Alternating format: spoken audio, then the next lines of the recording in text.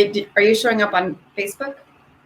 Let's see. So I think we're just going live now. Let me check. Hi, everybody. Hi, Melody. How are you? Hi, Jivana. So grateful to be here. Yeah, thanks for being here and for rescheduling and being flexible. Okay, I see. Okay, I see the fee. Yeah, we're there. Yeah. And people are slowly joining. So, yay! Thanks for coming. I just asked you before we came live if you do a centering. So, do you want to start with that, and then we can talk about you and your work? I was grateful you asked so that I can get centered. So my favorite thing about leadership is like, thank you. I can ground. So I'll offer for all of us, if you're in a space where you can sit or lie or feel into whatever's closest to the earth, do so. And if it feels inviting for you to close your eyes down, join me. Or perhaps consider focusing your gaze or softening your gaze. Taking your attention to your interior. And then we'll use this mantra, and my friend Rolf Gates taught me, just to bring ourselves more presently here. As you inhale, saying to self, breathing in, I know I'm breathing in. And as you exhale, breathing out, I know I'm breathing out. At your own pace, your own depth, breathing in, I know I'm breathing in. And breathing out, I know I'm breathing out. Continuing in this way, breathing in, I know I'm breathing in. I am the witness that recognizes my capacity to invite in oxygen. And breathing out, I know I'm breathing out. I am the witness of my ability to exhale. Do this twice more on your own.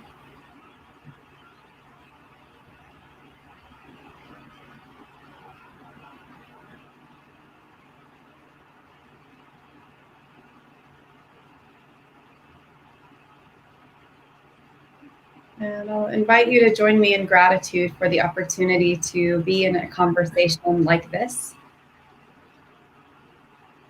The ability to gather in community, to bring curiosity and inquiry, experience and depth and wisdom, to the idea that we can make practices such as these more accessible for all. So in gratitude.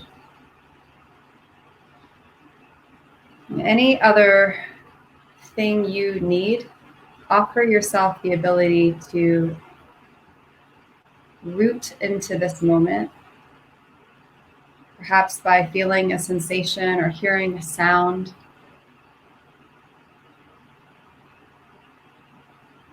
Bringing yourself as fully into the here, now, present moment as you can. And if your eyes are closed, slowly begin to blink your eyes open. Notice in just that brief amount of time, if there has been any shift in your capacity to bring attention here to this live. Welcome, however you arrive. Yeah, thank you so much. Wow, I needed that. Same. Yeah, it's been a hectic week. So much going on, and I guess there's always a lot going on. That's right. So I know our topic is language, but I thought maybe before that, I was hoping you could share about your work in general. Sure. Yeah. Sure. I feel like saying, since I've been seeing so many one-on-one clients, like my work is as a therapist. I'm a clinical psychologist, and I have the privilege of being able to serve as a container and hold space for folks doing their work. And just want to encourage to anybody that therapy is so useful. I'm in therapy, I'm a lifelong client. of therapists, and really grateful that that is part of my work and how I'm spending most of my time in quarantine is here like this with clients. Another piece of my work was really inspired. I was reminded of this teaching for them this week, was really inspired through an organization called Off the Mat Into the World, which I know you're familiar with, Jivana. Attending over a decade ago, their leadership and activism week-long workshop, I came out with this recognition that perhaps the way in which I ingested cultural messages of my own not enoughness and created so much body hatred and dissociation from sensation in my body as a child and young adult, and even into adulthood, that parallel path of becoming a therapist and a yoga student, I wasn't teaching at the time, could land me in this opportunity to create something for other folks like me and folks not like me. But certainly for at first it was girls and women before I knew enough to open it up to genderqueer, gender creative, non-binary folks, really focusing on how can we reclaim beauty. How can we reclaim how to define worthiness and enoughness within ourselves, despite cultural messages setting up a standard that none of us meet? Yeah. And so I co-created an organization called Embody Love Movement, and we deliver that programming through workshops and now online workshops, given the situation that we're finding ourselves in and wanting to create safety, at least the conditions for safety online. And so we deliver workshops for all age groups, starting with age 6 through 11, and then 12 through 18-year-olds have a different programming, and then for adults as well through Embody Love Movement. So we've got gratefully facilitators in several countries. I kind of lost count, 7 or 10 or something like that, and throughout the states doing this work. So I'm really grateful to have been.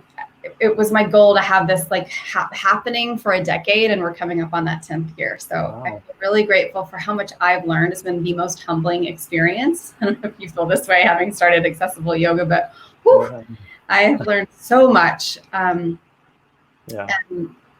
so that's, part of my work in the world. Yeah, that's beautiful. Thank you so much. It is amazing. It is amazing what you've done. I saw you everywhere before we met just last year, I think. So it was great to finally meet in person and get to know you. And about your life, and that you're queer too, just like me.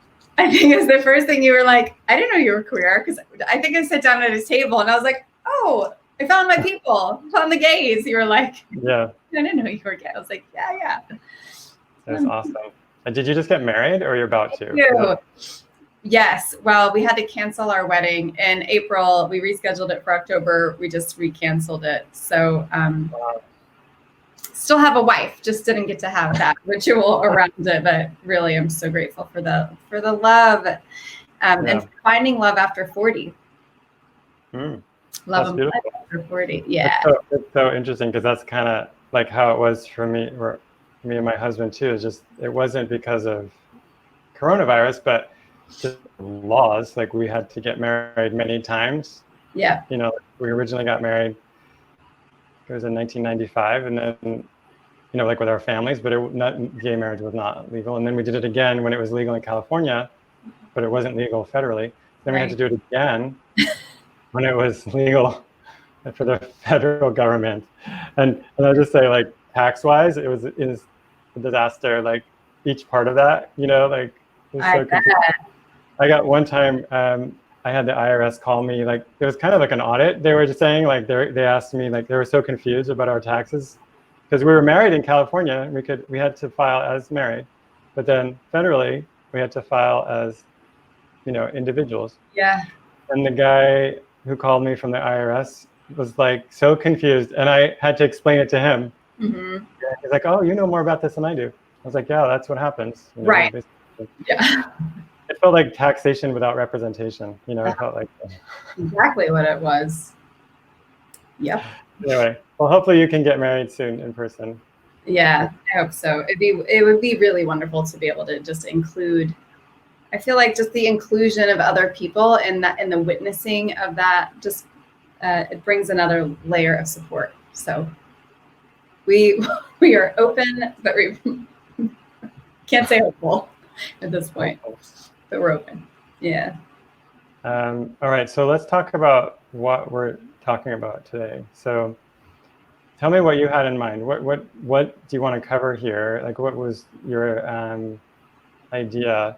Language that liberates. What does that mean to you? You know, one thing I was considering is you have so many brilliant guests and brilliant conversations and ideas around language in yoga spaces and meditation spaces. And I hope to be able to add something to that conversation or be in conversation about it. But one of the things that really strikes me and brings up a charge in my body is actually those extra conversations that happen on the fly, that happen when we used to have check-ins, and we still do. You know, I take yoga classes now on Zoom, so the teacher is kind of bantering with students and welcoming them, greeting them before or after that asana experience. Yeah. When we're in person, and perhaps we'll be in person again, I know some people are different states, the conversations before and after the class from teacher to student, oftentimes, way too often, would feel so offensive to me. It's really us as we show up as teachers and as space holders. I think we could have some more accountability around how we show up and how we're speaking to ourselves, about ourselves.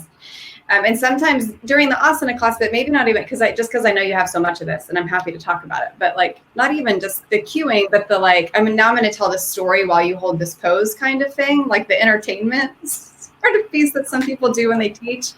But those stories really being offensive or marginalizing or feeling oppressive or me not feeling me as a queer person. Say more about that. Like what, for example, what is it that people are saying that's offensive?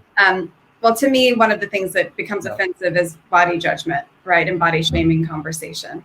And so I think the worst offender I've heard is someone saying in a, totally, I will not tell who says these things, but somebody saying in a chair pose, in a twisted position, if you can't make a bind, which if you're not familiar with what a bind is, some people watching maybe like, making another like shape, bringing your body together in like a contorted pretzel sort of way.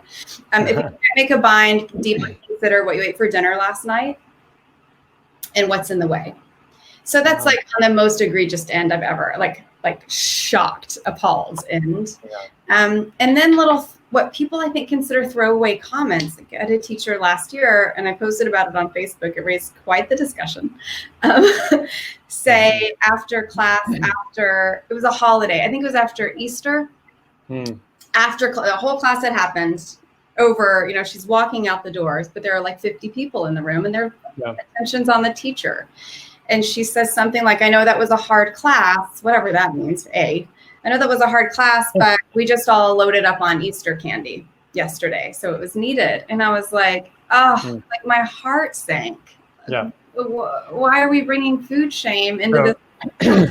Yeah, and like, can you, like, for both of those examples, I just wonder, I mean, again, it's pretty clear, I think, why that's not acceptable, but maybe you could explain more about that. Why? Because I think, honestly, for the people that are saying that, think it's okay. So I feel like people need a little more background and understanding why it's not okay. Right. And you're exactly right. It's not that I don't think that these are kind people, right? These are people with like not right. malicious. They mean well. Well, and what happens, right, when we can't see what might be going on in the receiver of who's listening and who our audience is, and we just don't know. And I won't even say like for people with eating disorders or for people with negative body image or for folks with disorder, it doesn't, like, it's almost like for most everybody, right? And sometimes we're the worst offenders about things that we ourselves are struggling with. And I won't diagnose those teachers because I don't know their internal psyches. But it's okay, you can diagnose them. But for most of us, hearing a narration of what somebody else has eaten throughout the day, could eat, didn't eat, wish they hadn't eaten, all that, like, right, hearing somebody's relationship to food, even if it's about just themselves, can create comparison mindset. It can create a sense of not enoughness, a sense of unworthiness, and essentially shame. Yeah. Certainly hearing other people question what we're eating, have eaten, should have eaten, can't eat, right? Getting on our plate is the way I think about it. Stay off my plate, stay off my mat. Boundaries, right? So narrating any kind of commentary actually about what should or shouldn't be eaten by anybody else is shaming. And it causes it feels in my body, it feels like a contraction. It feels like I no longer can trust this space. I can't trust the words coming to me because there's been such a rupture and a separation. I don't mean I can't trust that person wholly, just like, ooh, ouch. Especially when, as you know, when someone's in the space of holding the role of teacher in that moment, there's a power dynamic. There just is. And it doesn't have to be conscious, it's just there. So comments, especially from somebody in that role, can be incredibly shaming and cause the listener just to feel hurt, shamed, reduced to being evaluated based on their size or based on what they have or haven't eaten that day. And it's hurtful, it's painful. And generally, it's outside the scope of practice of yoga teachers too. So it's actually not really ethical for yoga teachers to talk about diet. That's not what they're trained to be for. That, so scope of practice is like more of a medical term. Maybe people don't know, but it applies for yoga teachers or yoga therapists, and that means you have to stay within your scope of training. That's right. And not become a registered dietitian or nutritionist in that moment. But even if you are, right? Even if that is like an additional education that you hold, that kind of commentary, probably even more so, is still good point. But even within ethics for medical professionals, even if you do have an additional license, you can't use that anytime you want. People have to be coming to you for that service, knowing that's your licensing. So like if they come to the yoga teacher, they don't know you're a dietitian, you still aren't allowed to talk about it. Same with like physical therapist or massage therapist, all that. That needs to be advertised as why you're bringing people in. Or a doctor can't be a yoga teacher and talk about medicine on the mat. It's just not, unless that's the reason that people are coming to that. Anyway, but going back to the main idea, I'm excited about this topic because it's been on my mind, especially this week. I just published an article in Yoga Journal this week about ableism in yoga and the language we use. And it's just so connected to this topic, just the role of the teacher. And I think I gave a lot of suggestions in the article, but I think in the end, it kind of comes down to as a person who's a teacher, to your own self-knowledge and ability to reflect on your own belief system. So like in terms of ableism that comes out in yoga classes is unconscious, but if we can become more aware of our own personal biases and our own beliefs around, people with disabilities, for example, or about the relationship between asana and disability or age or injury or whatever. And same with diet. Like I think a lot of this has to do with unconsciousness that people maybe are just, it's like stream of thought. I feel like a lot of times I hear yoga teachers not just think that they're just sharing or something and thinking they feel innocent because it's just what's on their mind. And I think there needs to be a more awareness on the part of the teacher that when you're, like you said, when you're in that role, you have a certain power. And so the words that come out of your mouth have more authority. Yeah. And so, embodying ahimsa to the extent that we can, and svadhyaya, recognizing we have a responsibility to become more aware. And as my friend Nikki Myers always says, and we're going to get it wrong. We're going to make mistakes. We're going to stay humble and we're going to remain accountable. But having a commitment to understanding what's it like to be in a different body than mine? What's it like to live in a disabled body? What's it like to live in a larger body than my own? What's it like to not have access in these particular ways that I might have access to is everything. Otherwise, our lens is just so narrow. How can we not be causing harm? Exactly. Actually, and I think it's true. We make mistakes, but I think it's okay to not always know the right answer and to just admit to the mistake. So like if I were to say something referring to my diet or something that I'd eaten, or like you said, any of those examples, I think it just needs to be a follow-up, like, oh, it doesn't matter what you ate, or, I shouldn't have brought that. I mean, you just say, oh, I shouldn't have brought that up, or, oh, eat whatever you want, or just something like that, to just like release it, so that it's not like you have to like beat yourself up, that you're always going to be perfect when you're teaching. Right. But to offer something, especially, I had a friend once say to me, this is in Texas where people still say this, but it actually was just a friend. We were both students in this yoga class, and afterwards she was talking about something. I can't remember the content, but completely unrelated. She was talking about like something with her child, and she was like, anyway, it was so gay. And then she caught herself and she looked at me and she goes, I'm so sorry. And I was like, thank you. And that was enough. I was really like, what I remember about that is her saying, I'm so sorry, and not just trying to act like it hadn't occurred, like when somebody farts and doesn't, and you're like, it's just us here. Like, say something. She said the thing. It was like, that's enough. Thank you for your authenticity. Just owning it. Just owning. My daughter used to do that too, and I'm like, you were raised by two gay men, like you're in a gay family. Like, I don't think you want to be using that word. That language. Like that. I know. It's so funny. And I know, like, even if we know, sometimes it makes it worse. It can actually trigger us to say the thing over and over again. Like, you know what I mean? Like, oh, wait, I wasn't supposed to say that. And you just keep doing it. Like, it doesn't matter. It's just forgive yourself, but also be honest. Yeah. Be honest with your students. One of the other words I talked about in my article was just. The word just in yoga instruction. Right. And how we really do it out of, like, I think we mean well, like, to try to support people, like try to make, like, I want to offer something that's gentle to you. So I'll say, just reach down to the mat, and then it's like, but actually, what if that's challenging for me? Yeah. It definitely qualifies it, doesn't it? Yeah, and I do it all the time, even though I'm so aware of it, and I'm even talking about it and writing about it. I still do it. It's just, you can't help it. We all make mistakes. That's right. It's part of our humanity. And it's holding both. It's holding the part of us that's human, and it's like simultaneously making the mistake and trying to work with a higher frequency or higher level of consciousness at the same time. And I think it's important to do just what you said, just honor that about yourself in front of your students. I think it invites them into being able to honor the places where they get it wrong and they make mistakes, and they're allowed to learn. Yeah. Well, that's what I was going to ask next, is like, what do you recommend teachers do? Like, what are the things that a yoga teacher can do to create safety, to create agency for their students, especially around body image?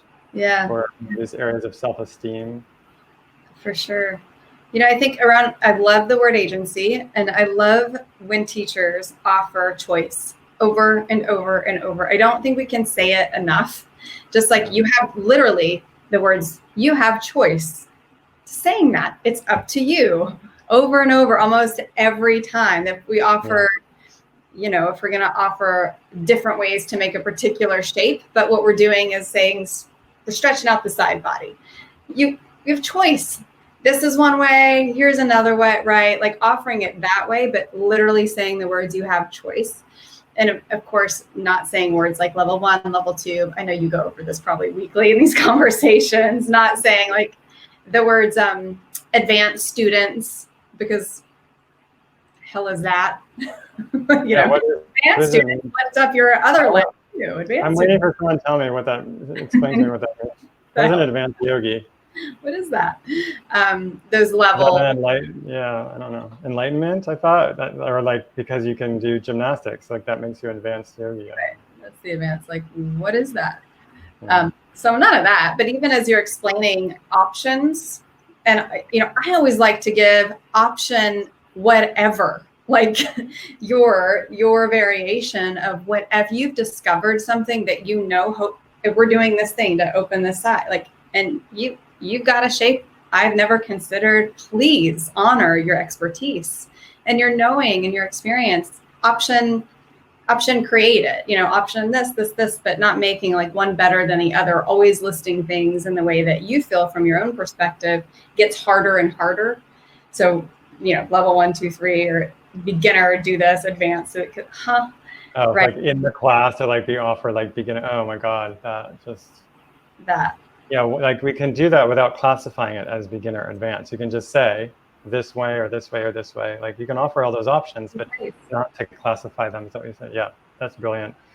I love saying you have choice. You have literally over and over and over. You have choice. You have agency. You can decide, especially because, and I know you asked me about body image, but these two things are sadly so interlinked. So many of us, both genders and non-gender, have been harmed, assaulted, sexually abused, and giving reminding, we don't have to give choice, people have choice, but reminding folks that they have choice in the event that they've forgotten can be, can re-empower somebody again and again of their agency. And I just think that what a beautiful offering as a teacher, instead of trying to be dominant. It's another thing that can be really harmful that I hear is when teachers say, for me, out loud. I think we're still here, do this. Do it for me as a teacher. Or like, do this for me. Navasana. Give me one more. Like we're at CrossFit and not in yoga class. That's painful. But I hear that. Can you do this for me? Sit in a chair. We're just going to do this one more time. Give me 5 more breaths, or anything that's in reference to the teacher. For me, to me, give me. Stop. No, this isn't. This isn't about. That's a great point. I just want to say, I feel like you're touching on something again. Back to the role of the teacher, because of, within yoga, we actually have one of the traditions we have, unfortunately, is abuse in yoga. Mm-hmm. I mean, to be honest, that's like a tradition in yoga, is that like the guru will abuse the disciple. And I hate to say it, because a guru, I think, is a great idea, conceptually, but in actuality, it often ends up in abuse. And we just heard this week, I don't know if you saw the report that came out about Kundalini Yoga. Again. Yogi Bhajan. Yeah. So, which we've known about for a long time, but this report was very interesting, and like was actually produced by them, by that organization, Kundalini Yoga. Anyway, I feel like some of that is what we're feeding actually. So do it for me, or like make it about me as the teacher, is this constant like, it's like an authority thing. Like we're trying to control the students, or have them do what we want. Mm-hmm. We think that, and actually a lot of students want that. They're actually trained in a kind of system of hierarchy. Like that's what we're used to when we go to school. We do what the teacher says.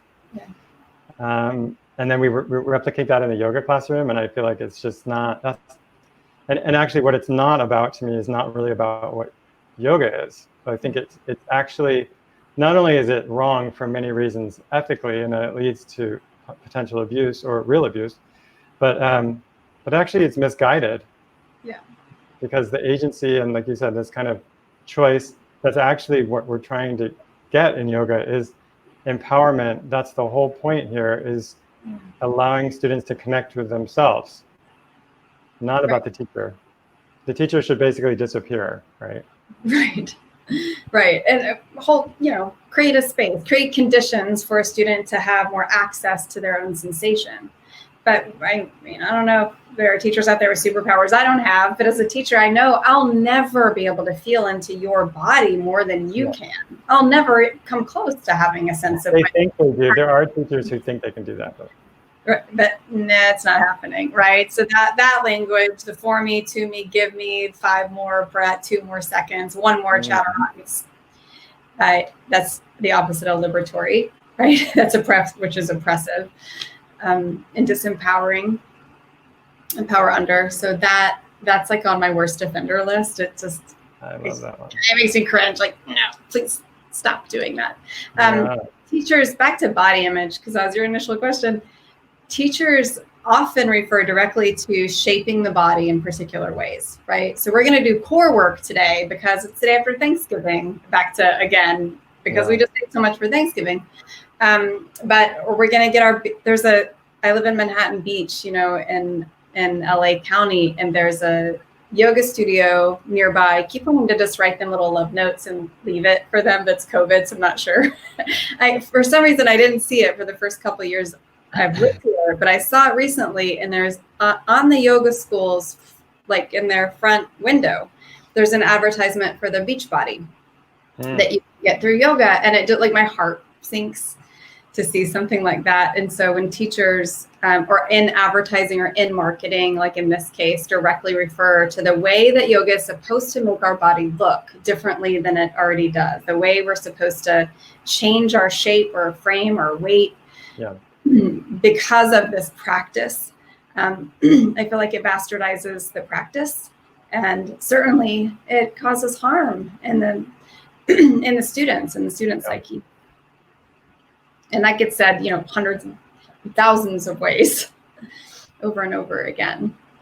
And is this what you cover in your program? I mean, is part of your offering training for yoga teachers around this stuff? Movement. Yeah, a lot of yoga teachers come, and even if they don't end up being facilitators for Embody Love Movement, I hope at least they get that piece. Can we please take personal responsibility and be accountable for the words that we choose to use to describe ourselves, to describe the way that we appear externally, and to describe our behaviors that, co-create that. Because the systems that are in place that allow some bodies, of course, as you know, to be valued, especially in the broader yoga media complex, and create a lack of access to that for other bodies. We don't want to be replicating those systems in our classes and be just another force of oppression, right? Instead, we want to be offering welcoming, belonging, invitation to self-determination of all the choices on the mat, the choices off the mat. And it's not, we are not the expert, we're not the guru, right? Holding some sort of power over. That's the opposite of creating presence, creating belonging inside of somebody else's experience. I wonder if, I just want to say to anyone watching, if they have questions they can put in the chat around this, or any suggestions around that try to avoid or that they've had used that they've found offensive. I'd be curious about that. Do you have other ideas that you want to share with us? People offend me all the time, so I can go on. Oh, good. Okay, let's hear it. About what else is offensive? What else is offensive to you besides the way in which we appropriate? Well, as a queer person, I feel like there's a lot of heterosexist language in yoga teachers. That's, again, I'm not here to just sit in judgment of everybody else. I thought we were. I thought that's what we were doing. We're doing. Tell you how to get it done. But, very often there can be a room full of what the teacher might assume, folks who identify as women, and they're talking about being attractive to men in whatever particular way, or getting a man, or our husbands or boyfriends, or and I feel, of course, completely excluded from that conversation and shut out of it. The assumption being everybody identifies as heterosexual. This happened also to me in a yoga teacher training, where they were telling us about adjustments, all of which I was like, oh dear God, no, never do that to any human being ever. Pigeon adjustments all up in the inner thighs, things that I was I won't be doing that. I won't be touching someone there. Not even asking permission, just here's how we do. I was like, besides that, besides don't touch people without permission. There was also a whole talk from the trainer about, this is a well-known yoga school, about how as a woman, she could assist women in a different way than she could assist men, because she wouldn't want the men, essentially her shtick was, she wouldn't want the men to think she was being inappropriate and sexually coming on to them. And I was like, we're not, what? There's so much wrong with what you're saying. Of course, I'm very outspoken, so, I'm like, excuse me, no. So things like that. I've been in class where they've said it male, I don't even know where this came from, but males, put your right hand over your left, and women, put your left hand over your right. Everybody has to be in a binary and make a choice, and also disclose their gender identity. It's just that's not liberatory language. So, just inclusive language it feels uncomplicated, but like folks, all, y'all, that's easy for me because I'm from Texas. Not putting people on a binary or telling those who you assume to be men or you assume to be women need to do something in a certain way or into their bodies. Yeah.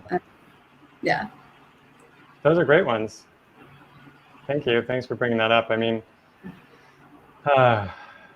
there's so much of that. I feel like the yoga space, it's almost like it's a microcosm, macrocosm, you know? So I think we just see a lot of the stuff that goes on in society reflected in that space. And I think what's damaging about it, though, is that most yoga studios put themselves out as welcoming and inclusive and accessible and like, you know, anyone welcome here, everyone can come here. I mean, it's just so easy to say that. Yeah. But then in actuality, I don't think that's often the case. Yeah. You know, for so many of the reasons you're saying. Yeah. It's like I saw someone post the other day, like, just in response to my article, they posted about a yoga mat outside of a yoga studio. It was like, everyone welcome. And it was at the bottom of a flight of stairs. You know, like, I'm sorry, but you can't say everyone welcome if you don't have an elevator. Like that just doesn't, or you're not on the first floor. I mean, it's just not accessible to many, many people. And I even in, you know, I may have to say like intersectional identities. It's hard. I think it's hard for sometimes for us to be sensitive to other identities, you know, than our own. So you might have consciousness, like if you have a disability, you're conscious around that, but maybe not around gender or sexuality or around race. Like it can be hard. I know it's a lot to expect from people, but I feel like it should be like the basics that are covered in teacher training. If you're dealing with the public, like, and you're going to supposedly create a welcoming environment. Yeah, exactly. Okay, so give me more. Let's hear more of telling people what to do. I feel like I've been telling people what not to do. Don't do anything. Okay, what not to do. Ever. Okay. But that too. Do you have more? Don't put people on. I'm sure I do. Okay. So far we've covered. Do not food narrate. Okay. Not assume. Oh, go ahead. I'm sorry. I want to go back because I know one of the things you were saying. You're talking about what we were saying about choice. And one of the things that I get challenged with sometimes when I teach that you know, we just offer people different choices, try this, try this, try this, and that you're the master of your, and I don't know. I hear a lot of teachers say, oh no, but alignment, you know, and like talk about, I have a sense within certain yoga traditions, there's a emphasis on this idea of a particular structure that is idealized and that the teacher knows more about that structure. So I think that's, maybe you were getting at that before, with like the teacher can see better than the student. I just wonder if you have thoughts about that. My thought about most things, again, I have to reference my co-conspirator, Nikki Myers, who's taught me so much. Then her answer to everything, which I love, is it depends. Like, it depends. So I don't want to say alignment doesn't hold a value in some systems for some students. And the emphasis on alignment over sensation for other students and in other systems can be harmful. And so it's for me, we have to go back to, if we want to make yoga accessible to this human being that's in front of me in this moment, is correcting alignment or offering advice on, or even touching on alignment really going to help this person find the sensation inside of them? Is it really going to help them connect to breath in their body? Is it really going to help them not cause harm to themselves or do the yoga? And most often the answer is probably no, it isn't. It's going to, but it can certainly cause harm. To me, that's way more important. And I'm not someone who says, so don't focus on alignment at all. It just depends. Like sometimes I wouldn't, as a teacher, focus on alignment at all. And sometimes I might. It depends on the body. And to your point, Jivana, I definitely don't have the expertise about somebody else's structure. And that's their physical structure, but also their mental structure, their emotional structure. I don't know how dare I assume I know more than they do about what's a possibility for them and what brings them into the most presence with themselves. I don't know. And it might be that my thinking that I know is the most harmful thing that could possibly happen. And it may be that they get into some shape where, say, their pelvis is more neutralized, and this is a person who's not working with scoliosis or paralysis or like issues of physical issues where that wouldn't be possible. But it might be, even if somebody's spine, pelvis, femur, or able-bodied, that rotation helps their alignment, you know, in the sense of now they have access to a shape in a different way. I might have harmed them deeply in my thinking I'm the expert of getting them there in a way that cuts them off entirely from the present moment. Because now their mind's on, I did it wrong and I'm ashamed of myself. And that's somebody that could access that, much less somebody that I'm twisting into or encouraging a physical movement into a shape that their body just cannot access.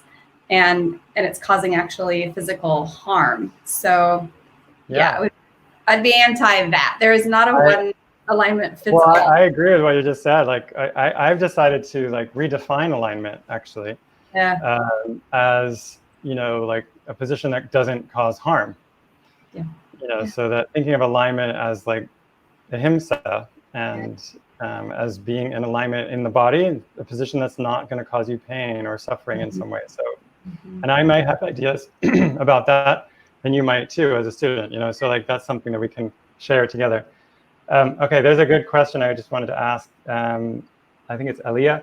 What are your thoughts around the power and potential harm and how to safeguard against that in the words, ideas teachers share in meditation and Shavasana, and how to balance the use of silence as space for students to experience / be?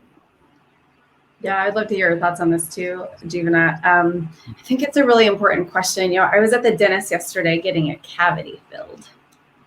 And the dentist, new dentist, because I'm in a new state, was saying to me, he was telling me to take deep breaths. You know, he doesn't know me, he doesn't know I teach yoga or anything like that. He's telling me how to breathe in 4-count breaths and hold my breath, which I was like, this is not what you need to tell people to hold their breath between. But then he was saying, as he's like got the drill and the thing, and he was saying, relax your jaw, relax. And it's relax your jaw, relax your shoulders, relax your back. He said, I was like, God, what does this have to do?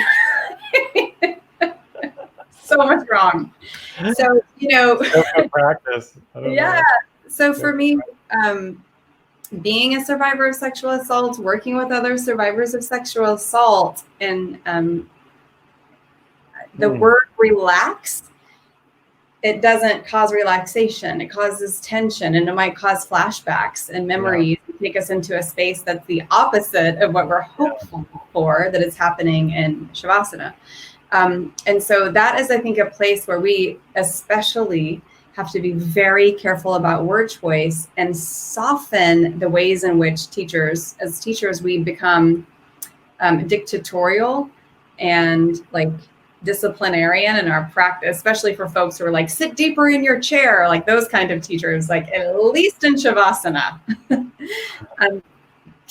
Try not to tell people how to be, and including words that maybe have been used in order to get someone to submit, to give up the power, to dissociate in order to cause them sexual or other physical harm.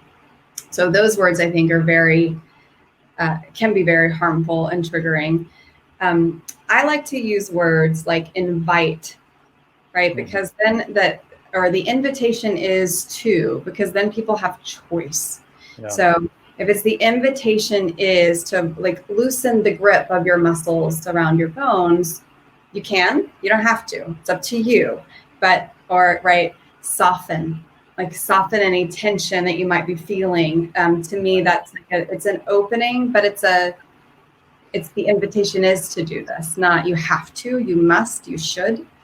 I think that's important.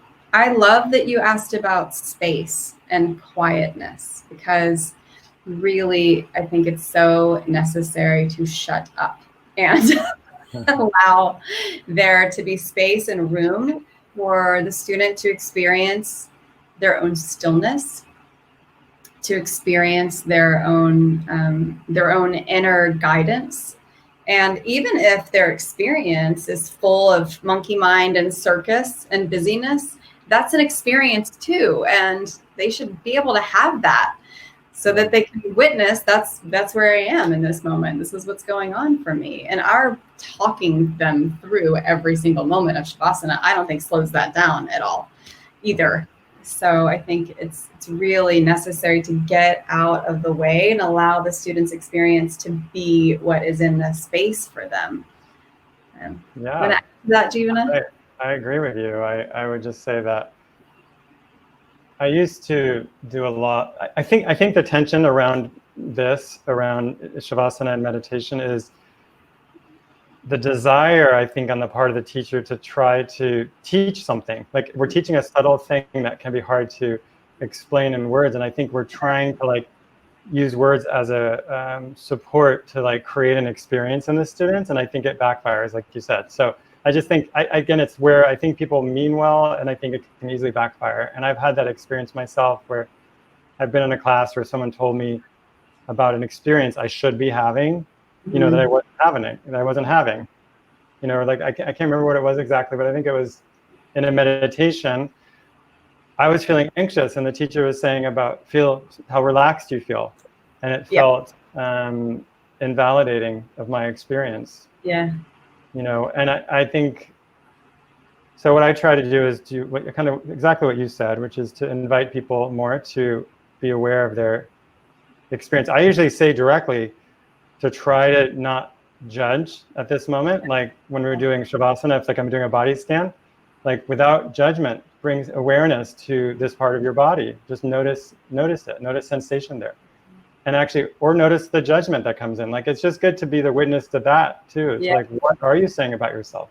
Yes. And then I would just say, for me, I have a lot to say about the meditation piece, which I won't maybe go into in detail because we're getting the end of our time. But I've been writing about this a lot, and I think that meditation is taught in a very controlling, kind of paternal way. Is that the word? Like very. The idea of controlling the mind, the way that we've interpreted the sutras as yoga is basically controlling the thoughts in the mind. I think that's incorrect. I don't think that's really what yoga is about. I think there is this more of an integration that happens in yoga, a like coming home, a peaceful like relationship. You know, I mean, that's more where I think we're headed in yoga, not controlling part of ourselves, because that to me feels at odds with relaxation or acceptance. You know, yoga to me is like being friends with your own mind, is how I often define it.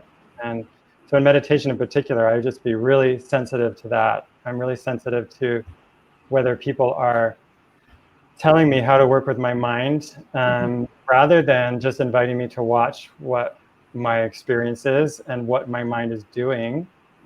And even you can still offer like techniques, like you can still say, try, you know, watching the breath, or try saying this mantra. But then like notice if your mind wanders, and that's okay. Like it's not good or bad. Like you're saying, like if you're having that busy mind, just noticing that is amazing, right? That's increasing your consciousness. So I just think it's so interesting, because I do talk a lot about asana and ableism, but I actually think this piece of how we teach the subtle practices is even more important, because I think it's still taught with that same top mindset, and it's unfortunate. Yeah, and the shift in language, I think some of the shifts in language that can be useful for folks is maybe learning to use the words, the invitation is, or perhaps, right? Perhaps finding a spine that feels as though, right? It's like, at least there's a maybe in there.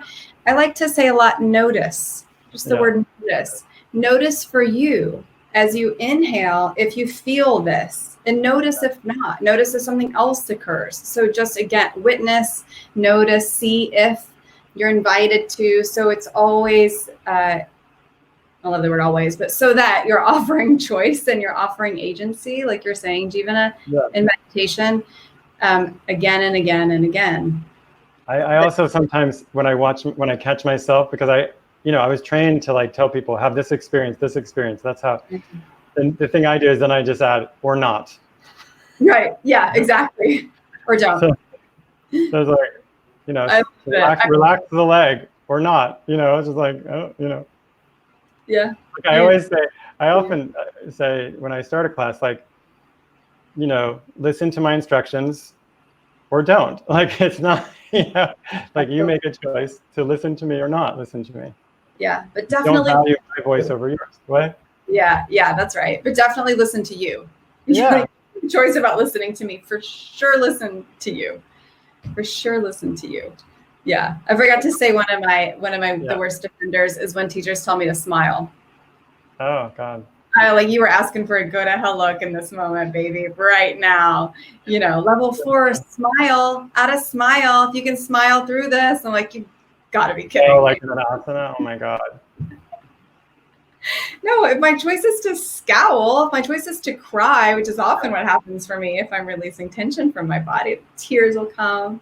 Like to direct somebody, especially to tell a woman to smile when they write all the things that the patriarchy teaches us, is we have to be palatable. And as a yoga teacher, please don't tell your students to smile or when to smile. It's kind of similar. How to feel, how to think, how to direct the mind.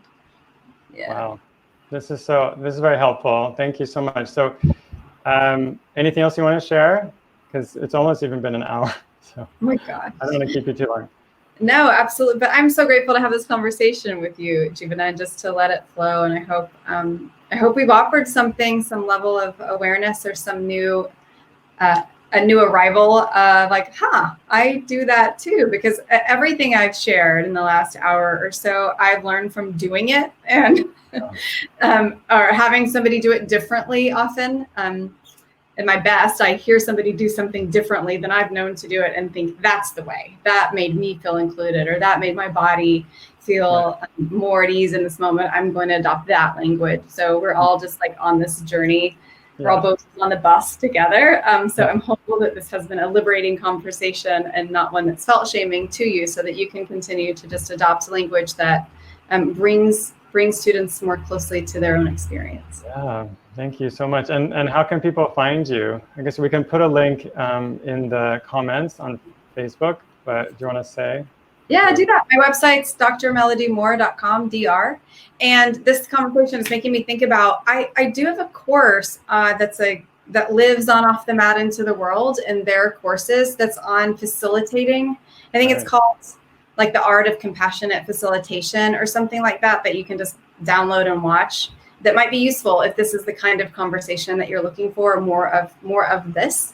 Just remember that's on Off the Mat's website. But yeah, drmelodymore.com, or those are the handles, the Instagram. Can you find a link to that and put it in here, or send it to me and I can do it? Yeah, I can do that. The direct link. Okay. Yeah. Great. Thank you so much. Thanks for your time. So great to see you. You too. Thank you for having me, and I'll be holding you and your family in my heart. Thank you. All right. Take care. Bye, y'all. Bye. Bye.